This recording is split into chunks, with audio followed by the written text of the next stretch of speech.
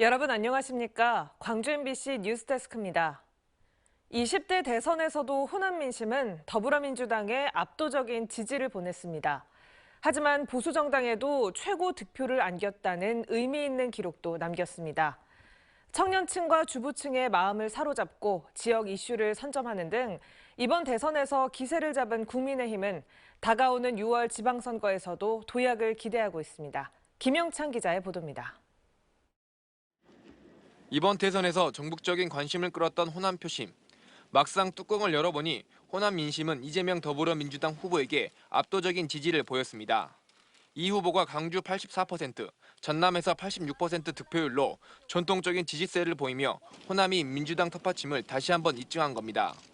선거 막판으로 갈수록 지지층이 결집했고 특히 윤석열 안철수 단일화의 역풍으로 중도층의 표심도 흡수한 결과로 분석됩니다.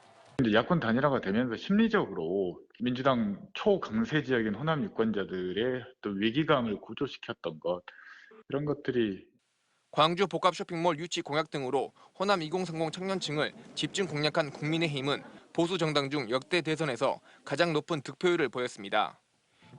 이번 대선에서 윤석열 대통령 당선인은 광주에서 12%, 전남에서 11%, 전북 14%의 득표율을 기록했습니다.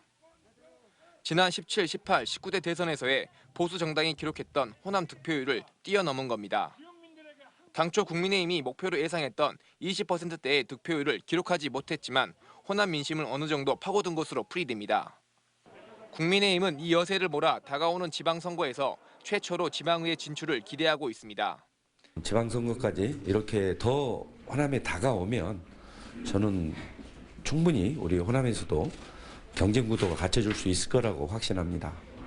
서진 정책, 호남 동행 등으로 호남 표밭을 부지런히 누볐던 국민의힘이 견고한 민주당 텃밭인 호남에서 다시 한번 도약의 기회를 잡을 수 있을지 주목됩니다. MBC 뉴스 김영창입니다.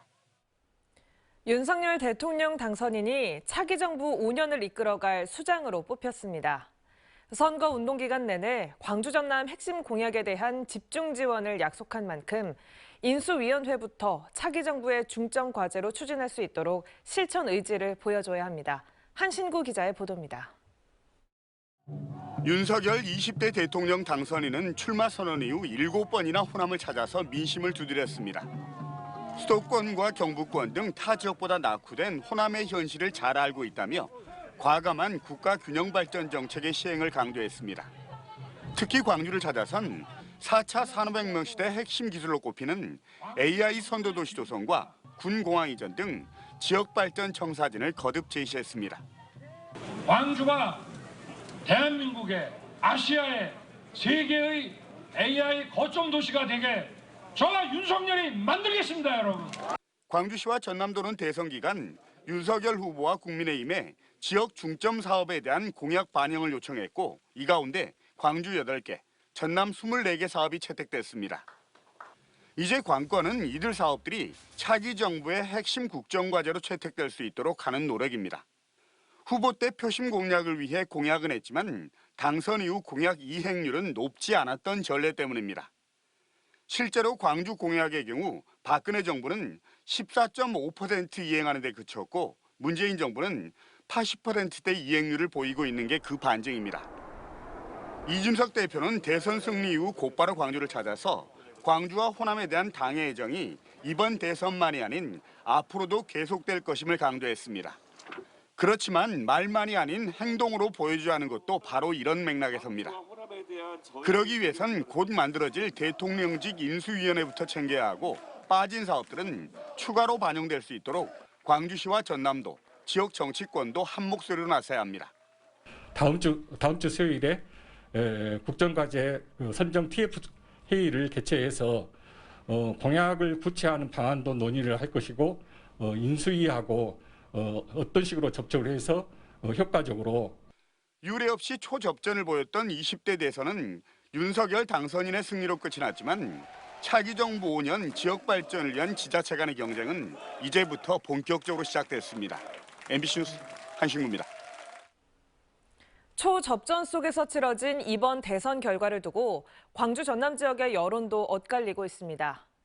호남의 압도적인 지지를 받고도 낙선한 후보에 대한 아쉬움, 그리고 국민적 지지를 얻어 당선된 후보에 대한 기대감.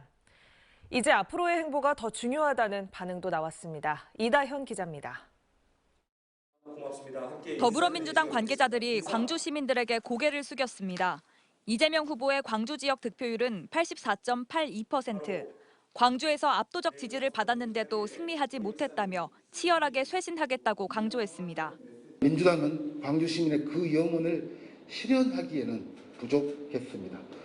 면목이 없고 죄송합니다.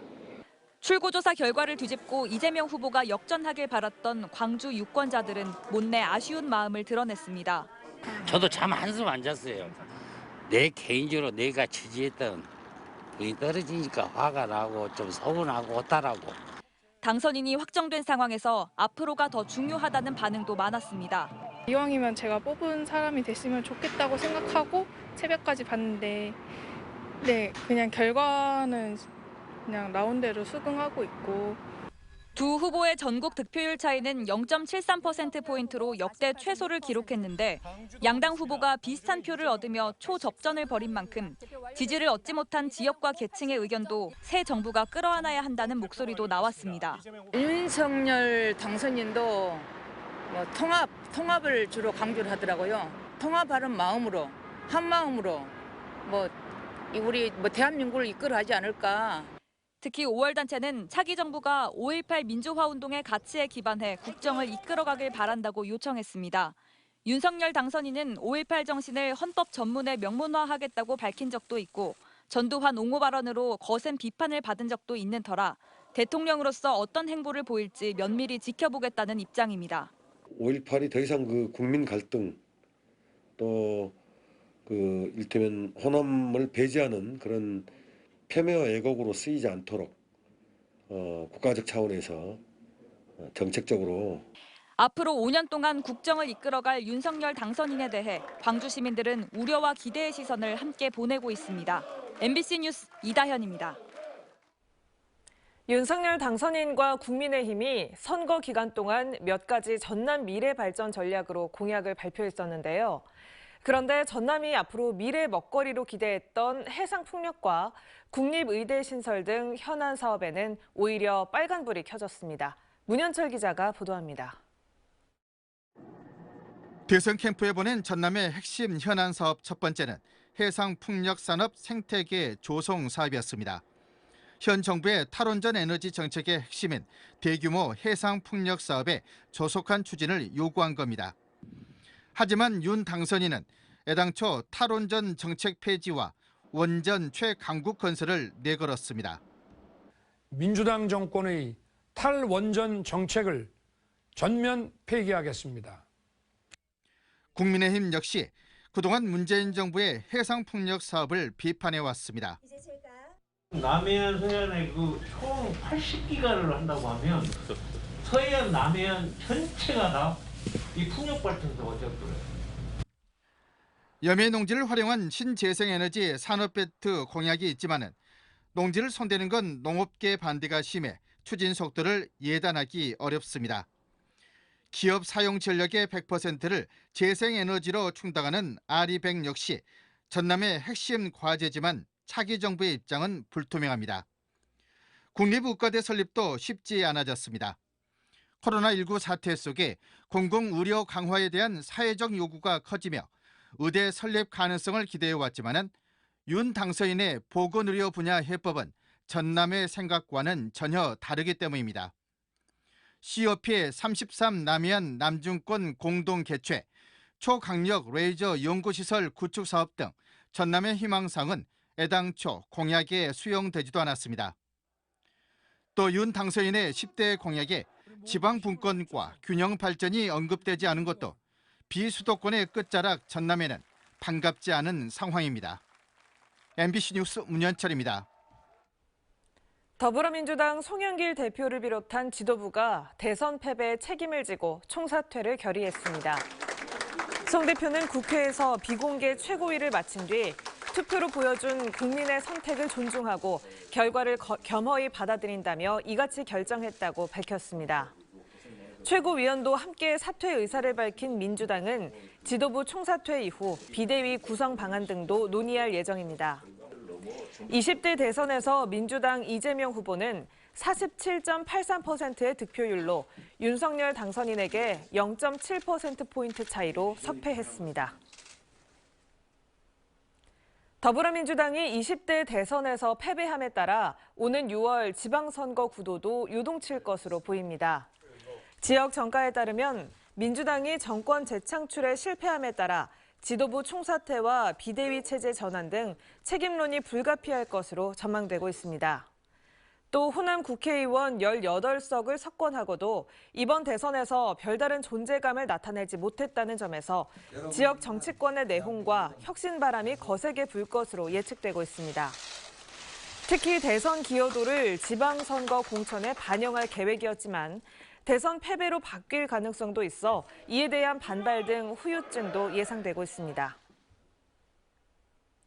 광주 전남 코로나19 확진자가 열흘째 10,000명대를 기록하면서 확산세가 지속되고 있습니다. 오늘 오후 6시 기준 광주는 요양병원 등에서의 연쇄 감염이 집단 감염으로 이어지면서 8,079명의 신규 확진자가 발생했습니다. 전남은 여수와 순천에서 각각 1,000명대의 확진자가 나오는 등 22개 시군에서 7,214명이 확진 판정을 받았습니다. 광주 전남 하루 확진자는 지난 1일 이후 연일 10,000명대를 보이고 있습니다.